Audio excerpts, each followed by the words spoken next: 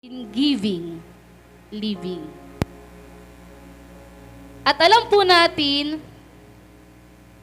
na ang giving, living ay hindi naman nabago sa ating pandinig. Halos sa lahat ng susi, ito ay nababanggit. At ating mababasa in Philippians 4:13 and 19, I can do all things through Christ, which strengtheneth me. My God shall supply all your needs according to His riches in glory by Christ Jesus. Na lahat ng bagay ay ating magagawa kay Hesukristo na siyang nagpapalakas sa atin.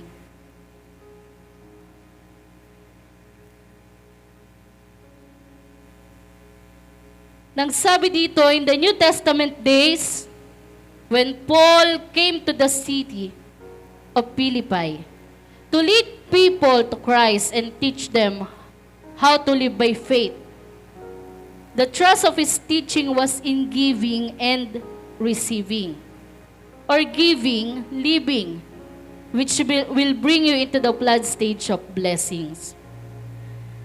The people of the Philippians church were very poor. They were defeated in their own eyes, and Paul gave them the straightforward gospel about abundant and victorious living in Jesus Christ. And their response was electric. Whereas in Galatians and in Corinthians, Paul had urged Christian to sow and reap. So sa banal na kasulatan po, ang pinakamahirap na iglesia ay ang iglesia ng mga taga-Pilipos. Pero bagaman ito ang pinakamahirap of all the churches, dito natin mababasa ang pangako ng Diyos. My God shall supply all your needs according to His riches in glory by Christ Jesus.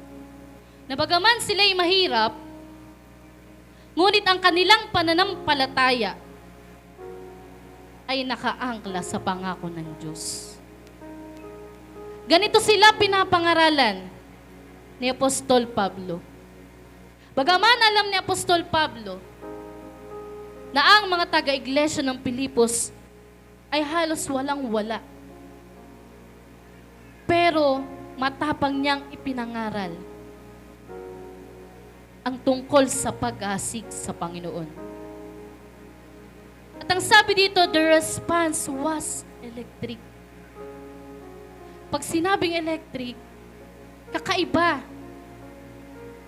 Nakilos ang buhay ng bawat isa sa kanila na sila ay magasik sa Panginoon. Kaya ganito'y pinapangaral ni Apostol Pablo ang tungkol sa pag-asik. Dahil alam natin that pag tayo ay nagasik, tayo ay aani. At ito ang sikreto ng buhay. Na isang matagumpay na buhay ng pagiging Kristiyano. Because there is power in giving and in living. Pag ipinamumuhay mo ang pag-asik sa Panginoon, pag ipinamumuhay mo ang pagbibigay para sa kaharian ng Diyos, sabi nga, giving, living, withholding, dying. Kaya si Apostol Pablo, sinimulan niya lahat ng kanyang pagsunod sa Diyos with giving as a plant, his seed. As a seed he plant. He is planting a seed. Sa kanyang pagsunod sa Diyos, siya ay naghahasik. Dahil naunawaan niya that the way to receiving God's abundance blessing is in giving. ating maranasan yung masaganang pagpapala ng Diyos, mayroong command. Pinag-aralan natin, ano ang command ng Diyos in Malakay 3:10. Nang sabi doon, bring ye all the tithes into my house. Dalhin natin ang ating 10 bahagi at handog. Ito ay utos ng Diyos. Hindi siya nakikiusap sa atin, kundi ito ay command. At pag sinabing command, kailangan nating sundin. Wala tayong choice na mag-no, kundi kailangang sundin mo ang utos ng Panginoon. Because it is the same principle Abraham used in giving tithes of all. Dahil nakikilala natin kung sino ang Diyos na ating pinaglilingkuran. Nakilala na unawaan ni Abraham kung sino ang Diyos na ito na tumawag sa kanya. Kaya nagawa niya ang giving of his tithes. Sabi nga, Abraham, give tithes of all. Sa lahat ng samsam ni Abraham, pinagkaloob niya sa Diyos. Ipinagtapat niya sa Diyos ang nararapat. And he is blessed in everything. At pinagpala siya ng Diyos sa lahat. Sa lahat ng aspeto ng ating buhay, kaya tayong pagpalain ng Diyos kung patuloy na tayo ay magtatapat.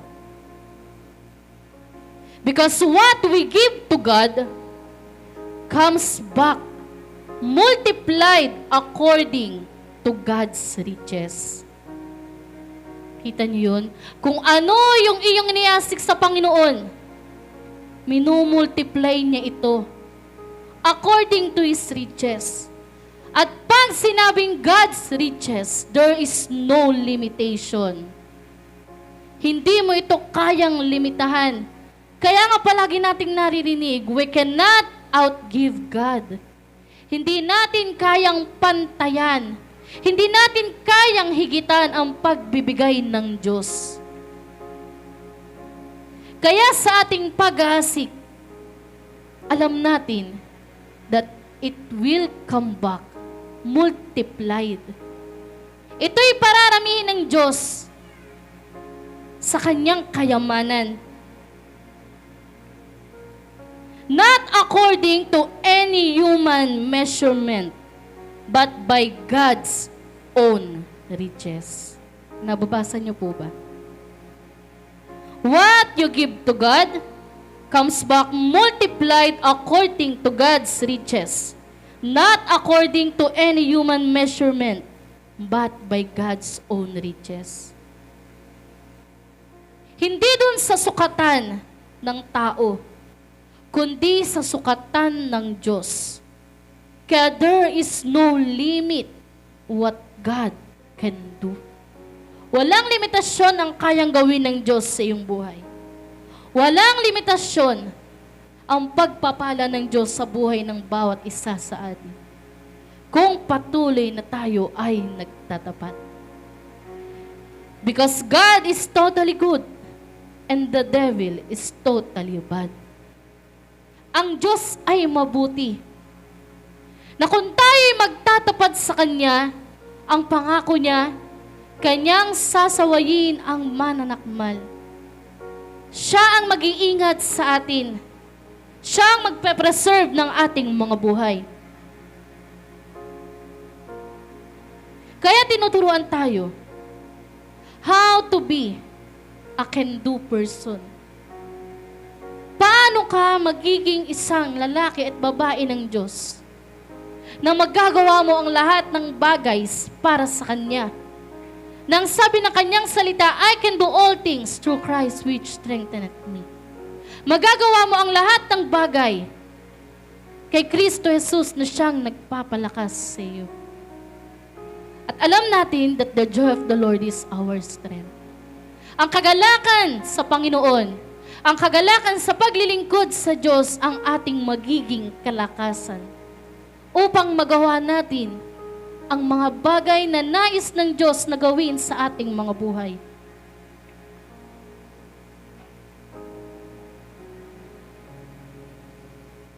Dahil nais ng Diyos, spiritually, financially, mabago niya ang takbo ng iyong buhay. He wants to give you the ability to go beyond yourself and do things for God greater than you thought possible. Nais ng Diyos na sa lahat ng iyong gagawin, magtagumpay ka. Nais ng Diyos na sa iyong paglilingkod sa Kanya, maranasan mo yung pagpapala. Sabi nga ng ating pinag-aralan, not trickle, not like a stream, but a flood stage. Hindi yung ambon-ambon lang na pagpapala. Hindi yung para lang siyang nasa lawa, nasa ilog, kundi yung bumabahang pagpapala. Ito yung nais na gawin ng Diyos sa ating mga buhay. Because when you give, when you plant a seed, you stop the devil from damming up the flow of God's riches for the meeting of all your needs. Pag nagsimula ka na maiasik ang iyong buhay, ang iyong oras, ang iyong talento, maging ang iyong financial man,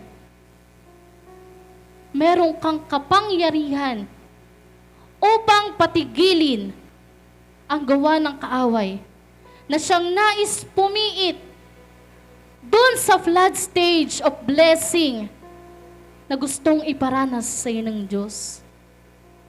Kaya there is a command. Give. Plant a seed. Bring all to God's house.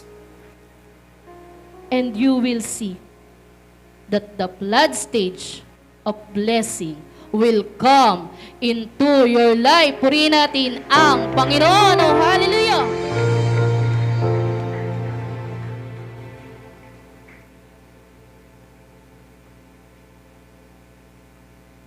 Kaya maaaring sabihin nyo, Sister Elaine, alam ko na yung Malakias 3:10.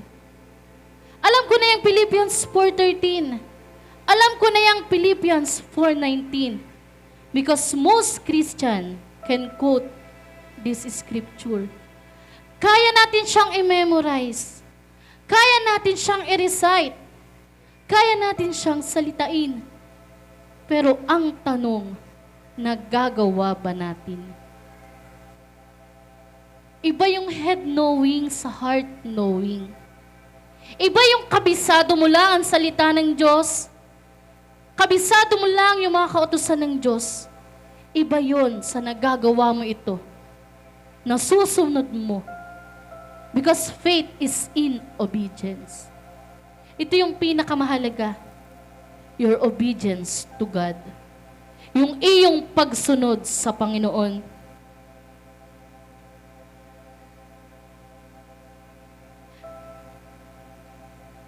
Dahil sabi nga, the trigger of your faith is not in verses 13 and 19.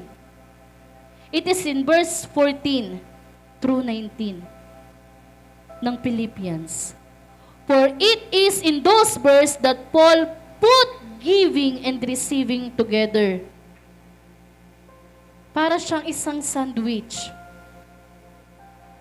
Putting the meat between the two slices of bread.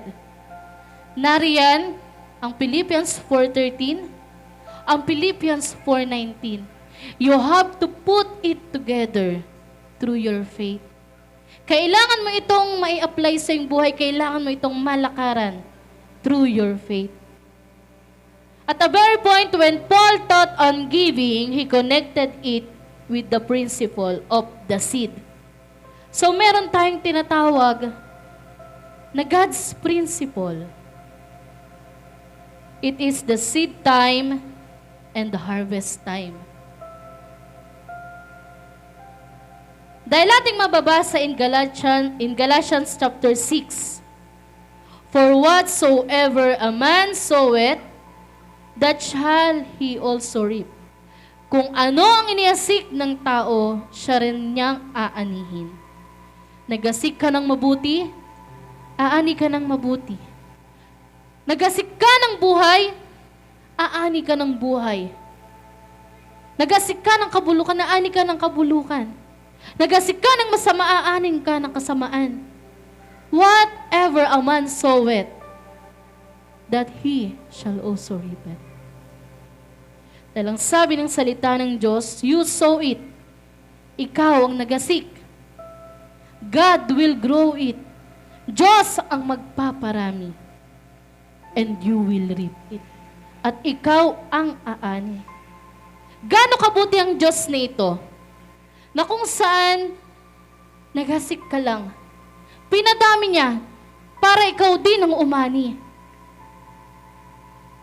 Kaya nga ang sabi, pag tayo ay mayroong pag-asik, may hinihingi ang Diyos, huwag kang malungkot. Seed na naman, round na naman, huwag kang malungkot because your opportunity to give is your opportunity to receive. And your lost opportunity to give is also your lost opportunity to receive. Dahil lahat ng iyong niyasik ay iyong aanihin. Maiba yung ating mindset na pagka ang Diyos ay may hinihingi sa atin, huwag nating isipin, kukulangin ako, mawawalan ako. Kundi ang isipin mo, opportunity ito na makapagasik sa Panginoon. Meron na namang patutubuin. Meron namang i-multiply ang Diyos para sa akin.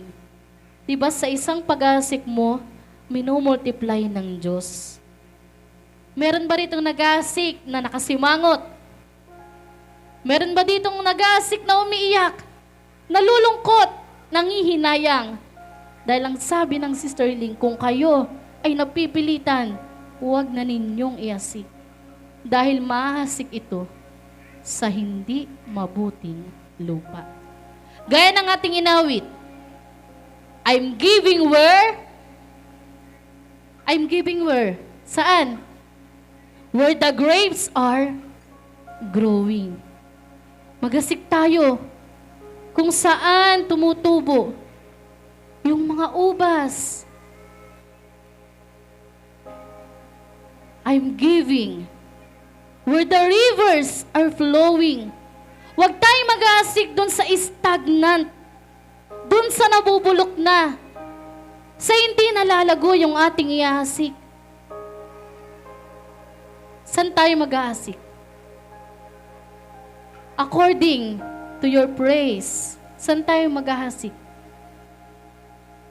We're giving to Canaan's land. At alam natin that Canaan's land is the promise of God. Doon tayo mag-aasik sa kaharian ng Diyos dahil alam natin na kung doon tayo ay nag-asik, ito'y patutubuin ng Diyos. Ito'y pararamihin ng Diyos.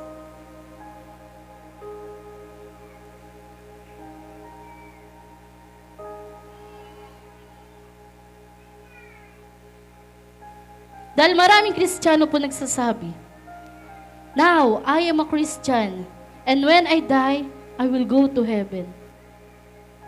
But others, upon receiving Christ, go on to learn His eternal principle that caused them to see Him as one, whose name God has exalted above everything that is named in this world, as well as the world come. That it is in our giving that we trigger our receiving. Just as in a sowing a farmer triggers the harvest that he is to receive.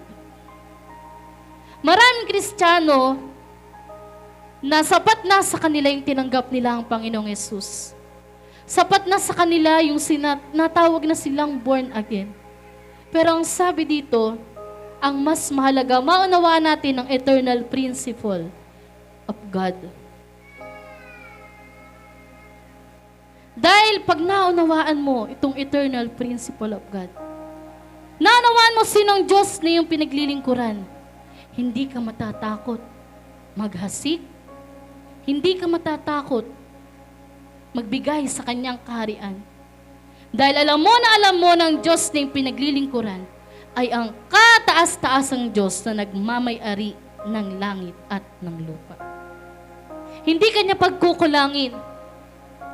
Sabi nga, mayroon ba kayong nakita na matuwid, na naglingkod sa Panginoon, na nanlilimos ng tinapay, na nagugutom, na lumilipas ang araw, na hindi itinatawid ng Diyos ang pangailangan? Di ba wala? Dahil yung ating pagbibigay, ito yung nagtitrigger dun sa ating matatanggap. Na example nga ng ating Sister Hiling, sino yung mga marunong humawak ng baril? Di ba meron yung gatilya?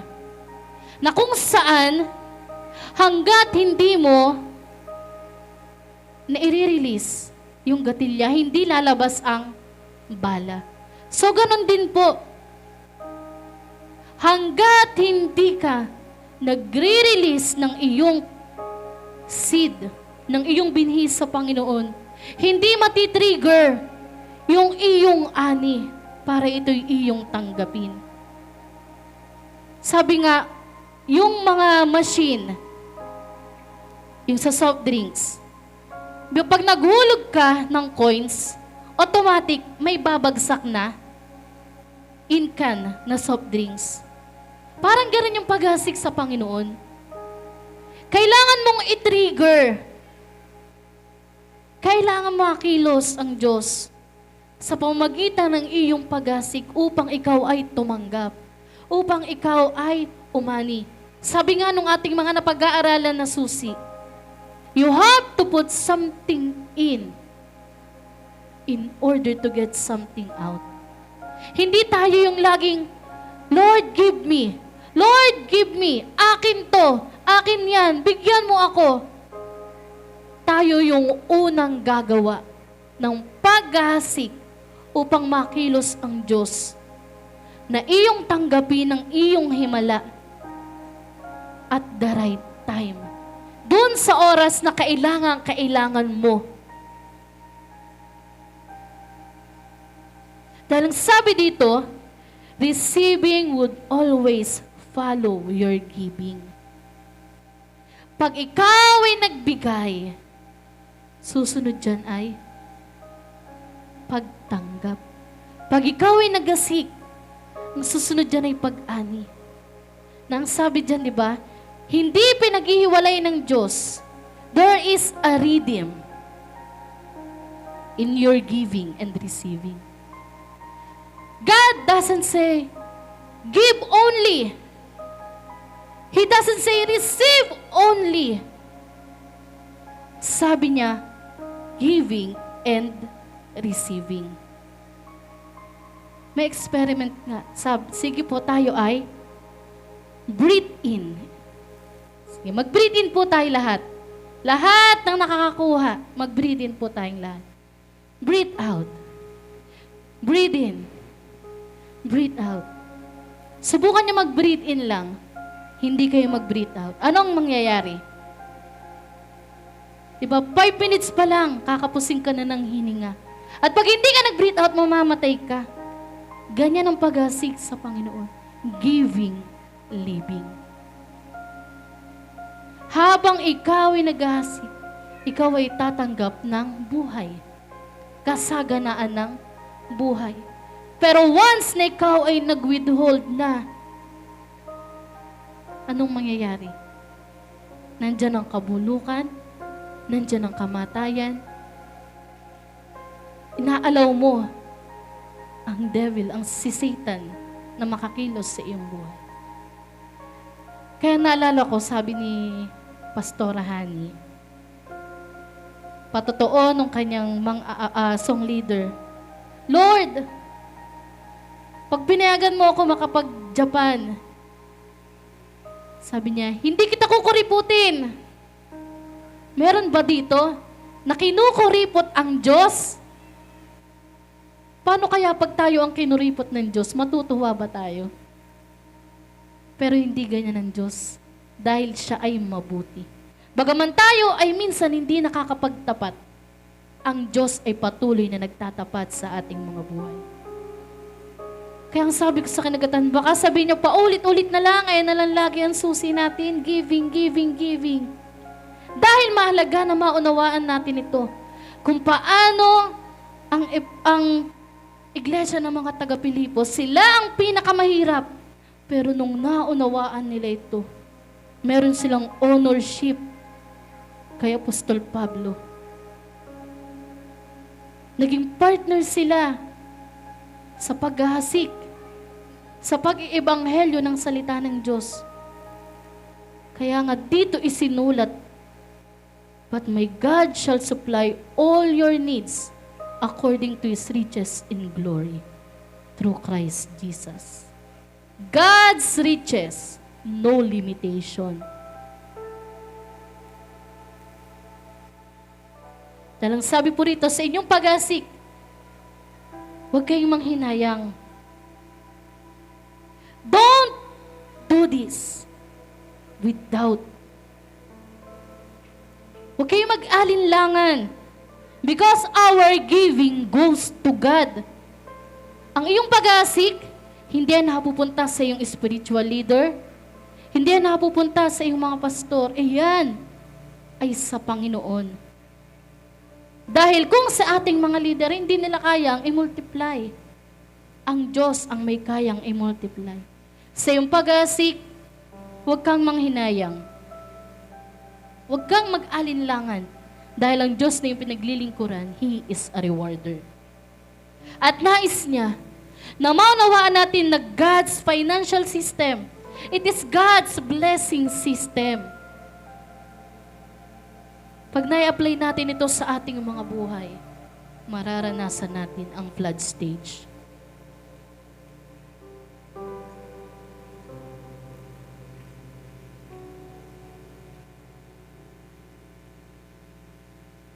Sabi rito, yung redeem ng giving and receiving ay hindi pinaghihiwalay ng Diyos. Ito yung principle of the seed time and harvest time.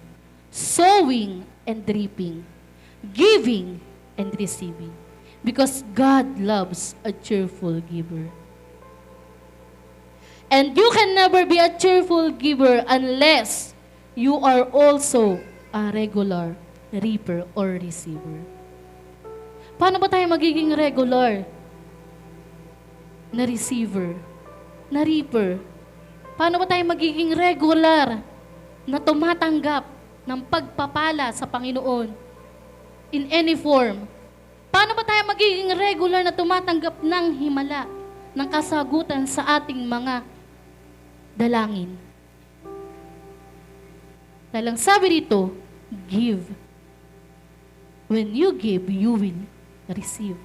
So kailangan maghasik ka regularly para regularly ka ring aani.